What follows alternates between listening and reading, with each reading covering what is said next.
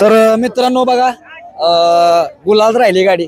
कुठं आलाय हो तुम्ही? देवडी पुरंदर तालुका मधून आलोय. लांब आलाय? किती किती किलोमीटर आहे? 150-200 किलोमीटर. कधी आलता तुम्ही? आम्ही काल आलतो. काय वाटत होतं कसं आपण राहू गुलालात काय? नाही एवढ्या मोठ्या मैदानात राहायचं म्हणजे लय मोठी गोष्ट आहे. हा त्यामुळे काय आता त्याचं नाव काय पाहिलं? सावकार आहे मोहन शेठ कामटे देवडीकरांचा. आदतचं?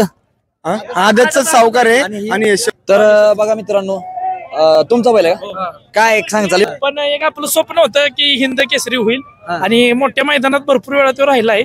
पण आज आदत बरोबर पळून 1000 गाड्यांनी नंबर करायचा म्हणजे एक स्वप्नच पूर्ण केलं त्यानं. आज किती अंदाजे किती नंबर झाला सगळं? अंदाजे 3-4 नंबर मध्ये झालाय आमचा. बघा मित्रांनो आनंद एक हिंद केसरी मैदानावर राहणं लय महत्वाची गोष्ट आहे. अवघड पास करणं लय महत्वाचं आहे. गुलाल घ्यायचं म्हणजे लयच मोठं स्वप्न. आता बैल एकदा सांगा बैल कुठला आणि वासरू कुठला आहे?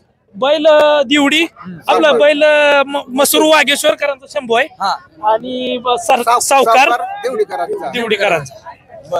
बघा मित्र मोहन कामटे काय कसं नियोजन पायऱ्याचं नियोजन कसं चालतं का? निवेदनाचं बादशाह म्हणलं तर विकास ड्रायव्हर दुर्गवाडीकर त्यांनीच सांगितलं होतं की आम्ही काय बघितलं नाही वासरू बिसरू पण त्यांनी कायम शंभूची गाडी मारते ती. त्यांनी सांगितलं की असं असं वासरू आहे ह्याच्याबरोबर पळायचंय. मग त्यांनीच नियोजन केलं आणि त्यांनीच गाडी आणली. शुभेच्छा तुम्हाला कारण एवढ्या हिंद केसरी मैदानात राहणं म्हणजे महत्वाची गोष्ट आहे. आपण गुलाला महत्वाचं आहे इथं आपल्याला. अवघड पास करणं महत्वाचं आहे.